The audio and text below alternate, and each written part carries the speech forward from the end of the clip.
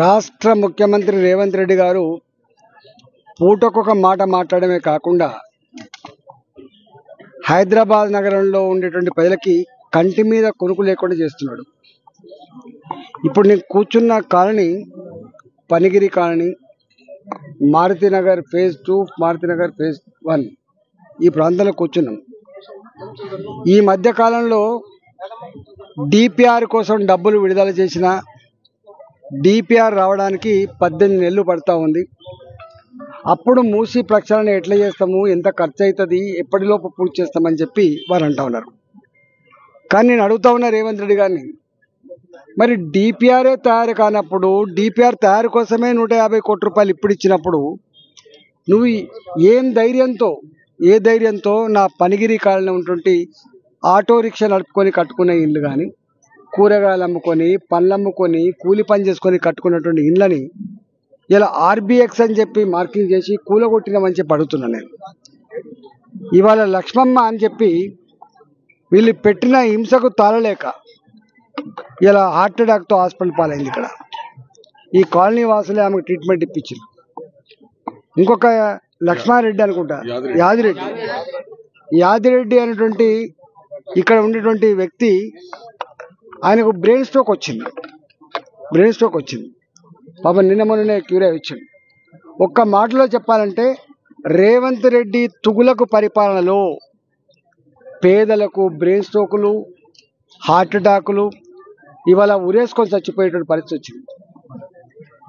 కూకటిపల్లిలో ఉన్న నల్ల చెరువులో బుచ్చమ్మ అనేటువంటి ఒక మహిళ తన 3 బిడ్డలకు పంచిచ్చినటువంటి ఆస్తి, దాంట్లో వేసుకున్నటువంటి షెడ్లను కూలగొట్టినాడు. వాళ్ళ అల్లుళ్ళు ఆమె దగ్గరకు వచ్చి అడిగిండ్రు, నువ్వు ఇచ్చిన భూమి పనికిరాందట కదా అంటే 30 ఏళ్ళుగా 40 ఏళ్ళుగా వ్యవసాయం చేసుకున్నటువంటి ఆ భూమి నాది కాకుండా పోతుందని చెప్పి ఊరేసుకొని చచ్చిపోయింది. అంటే ఇవాళ రేవంత్ రెడ్డి గారిని అడుగుతున్నా, ఏం నిర్ణయాలు ఇవి, ఏం తుగులకు పరిపాలన చేస్తున్నావు అని చెప్పి అడుగుతున్నా. నువ్వు నిజంగానే మూసి ప్రక్షాళన చేయాలనుకుంటే మా దగ్గర జీడిమెట్ల అనే ప్రాంతం ఉంటుంది. కొన్ని వందల కెమికల్ కంపెనీలు ఉంటాయి. అక్కడి నుంచి వచ్చేటువంటి ఆ రసాయనాలు కావచ్చు, హైదరాబాద్ నగరం నుంచి వచ్చేటువంటి ఈ డ్రైనేజీ వాటర్ కావచ్చు, ఇవి కలగలిసి ఇవాళ ఎంత కంపవాసన వస్తున్నాయో మనందరం చూసాం. మేము అంటున్న మాట ఏంటంటే, నువ్వు ప్రక్షాళన మొదలు పెట్టాలని చెప్పి అనుకుంటే ఎక్కడ మొదలు పెట్టాలి? మమ్మల్ని నువ్వు ఏ చెర్లకైతే ఇలా డ్రైనేజీ వాటర్ వస్తుందో ఆ డ్రైనేజీ వాటర్ రాకుండా చేయాలి కదా. ఆ డ్రైనేజీ వాటర్ మూసీ నదిలో కలవక ముందు దాన్ని ప్యూరిఫై చేసే ప్రయత్నం చేయాలి కదా. ఏ చెర్లకైతే ఇలా డ్రైనేజీ వాటర్ వస్తుందో ఆ డ్రైనేజీ వాటర్ రాకుండా చేయాలి కదా. ఆ డ్రైనేజీ వాటర్ మూసీ నదిలో కలవక ముందు దాన్ని ప్యూరిఫై చేసే ప్రయత్నం చేయాలి కదా. ఇవన్నీ ఏం చేయకుండా ఎకాఎకిన వచ్చి మూసీ నదికి అటుపక్కకు ఇటుపక్కకు వాళ్ళు కష్టపడి కొనుక్కున్న భూములు, కట్టుకున్న ఇళ్లను నీకు డబుల్ బెడ్రూమ్లు ఇస్తా పో అని చెప్పి ఎల్లకొట్టిన అధికారం నీకు ఎవడిచ్చిందని చెప్పి అడుగుతా ఉన్నాం. నేను ఈ ప్రాంతంలో నేను ఒక్కని కాదు, అనేక మంది వచ్చిపోయింది. ఇక్కడ 100 మంది వాళ్ళంతటా వాళ్ళే 100 ఉపన్యాసాలు ఇచ్చిండ్రు, 100 మందికి ఇంటర్వ్యూలు ఇచ్చిండ్రు. వాళ్ళు అంటున్న ఏకైక మాట ఏంటంటే, ఏం పిచ్చి పట్టింది ముఖ్యమంత్రికి, మాయం పడ్డాడు, ఇల్లు కూలగొట్టుటోడు, పెళ్లిళ్ళు ఇచ్చగొట్టుడికి ఎప్పుడు మంచి జరగదు బిడ్డ అని చెప్పి శాపనాదాలు పెట్టే పరిస్థితి వచ్చింది. ఇవాళ ముఖం లేదు రేవంత్ రెడ్డికి నా పనిగిరి కాలనీకి రావడానికి, ముఖం లేదు రేవంత్ రెడ్డికి ఇలా రామంతపూర్ మూసి ఓటికి రావడానికి, ముఖం లేదు రేవంత్ రెడ్డికి ఇవాళ కింది ప్రాంతం మూసి రావడానికి. కానీ ఎక్కడో నల్లగొండ పోయి రెచ్చగొడుతున్నాడు. ఇవాళ హైదరాబాద్లో ఉన్న ఈ అటుపక్క ఇటుపక్క ఉన్న ఇళ్ళోళ్ళు బీజేపీ నాయకులు రెచ్చగొడితే మూసి ప్రక్షాళన లేకుండా చేయిస్తున్నారు. దానివల్ల మీ పొలాలని కూడా విషతుల్యమైపోతున్నాయని చెప్తున్నారు. మేము అంటలేం, మా వాళ్ళు ఎవ్వరు కూడా అటుపక్కకు ఇటుపక్క ఉన్నటువంటి వాళ్ళు ఏమంటున్నారంటే, అయ్యా మేమెన్నడూ వరదలు రాలేదు, మాకు ఒక ఇల్లు కూడా మునగలేదు, ఎందుకు అకారణంగా మా ఇల్లు కూలగొడుతుందని చెప్పి వాళ్ళు అడుగుతున్నారు. 60 ఫీట్ల ఎత్తులు ఉంటుంది ఈ కాలనీ, ఈ పనిగిరి కాలనీ 60 ఫీట్ల ఎత్తులో ఉంటుంది. ఇక్కడనే ఉంటుంది జనప్రియ అపార్ట్మెంట్స్ అని ఉంటుంది. 40 ఏళ్ళ క్రితం కట్టిల్లు అవి.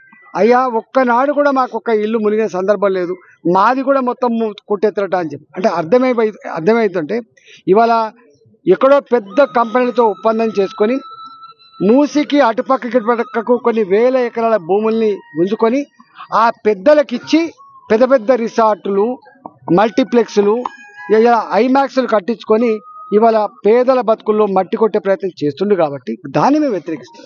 ఎక్కడైనా ఉద్యోగులకు బెనిఫిట్స్ ఇవ్వలేని పరిస్థితి ఉన్నది. ఇలా ఉద్యోగులకు డిఎల్ ఇవ్వలేకపోతున్నావు, హాస్టల్లో ఉండే పిల్లలకు మధ్యాహ్న భోజనం పెట్టేటువంటి వాళ్లకు డబ్బులు ఇవ్వలేకపోతున్నావు, కూరగాయల పైసలు ఇవ్వలేకపోతున్నావు, ఇవాళ పెన్షన్లు ఇవ్వలేకపోతున్నావు, ఇంకోవైపు ఏమో 1,00,000 కోట్లు పెట్టి కడుతున్నావు. అంటే ఇవాళ దీంట్లో నీ మతలం ఏందో అర్థమవుతుంది. ఒక్క మాటలో చెప్పాలంటే ఇచ్చిన హామీలు అమలు చేసే దమ్ము లేదు కాబట్టి ఆ హామీలు ఎక్కడ చర్చ జరుగుతాయో, హామీలు ఎక్కడ అడుగుతారని చెప్పి నేనే ముందు వాళ్ళకి గిల్లితే నా ఇల్లు కాపాడమని చెప్పి ఏడుస్తారు, నా భూమి కాపాడమని ఏడుస్తారని చెప్పి ఒక ఉపాయం పెట్టి చేస్తున్నట్టు కనపడతా ఉంది. రేవంత్ రెడ్డి ఇది నీకు తగదు, గుర్తుపెట్టుకో. నీకు నడవంతరణ వచ్చింది ఈ పదవి, నువ్వు ఊహించింది కాదు. ఏదో వాళ్ళు తప్పు చేస్తే వాళ్ళు ఓడగొట్టాలని చెప్పి కష్టం నీకు అధికారం కట్టబెడితే సంవత్సర కాలంగా ప్రజలకు ఎక్కడ కూడా కంటి మీద కొనుక్కు లేకుండా చేసినావు, ప్రశాంతత లేకుండా చేసినావు, వాళ్ళ బతుకుల్లో ఇలా మట్టి కొట్టే ప్రయత్నం చేస్తున్నావు.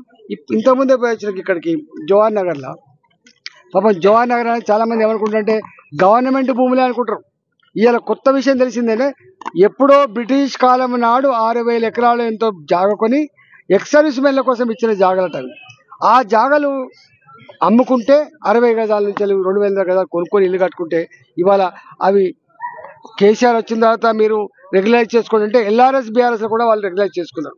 ఇలా వాటికి కూడా నోటీసులు ఇచ్చింది. ఇలా అంటే ఒక్క మాటలో చెప్పాలంటే మూసి అటుపక్క ఇటుపక్క కానీ షెర్లకు ఒడ్డున్నటువంటి ఇల్లు కానీ లేదా ఇంతకుముందు నేను చెప్పినటువంటి ఇల్లు కానీ అన్నీ కూడా కూలగొట్టే ప్రయత్నం చేస్తున్నాడు, పెద్దలకు కట్టబెట్టే ప్రయత్నం చేస్తున్నాడు. రేవంత్ రెడ్డి ముసలి కన్నీళ్ళు కారుస్తున్నాడు. రేవంత్ రెడ్డికి మూసీ నది అటుపక్కకి ఇటుపక్క ఉండే ప్రజల మీద ప్రేమ కాదు. రేవంత్ రెడ్డికి నల్లగొండ జిల్లా రైతాంగం మీద ప్రేమ కాదు. ఇలా రేవంత్ రెడ్డికి ఉండే ప్రేమ ఏంటంటే మళ్ళీ అదానీ, అంబానీ పెద్ద పెద్ద బిల్డర్లకు ఇక్కడ భూములు కట్టబెట్టేటువంటి చర్య తప్ప ఇంకోటి కాదు. ఆయన కనబడుతుంది, తెలంగాణ ప్రజలు కనబడతలేరు. ఆయన కనబడుతుంది, 1,000 కోట్ల రూపాయలు కనబడుతున్నాయి.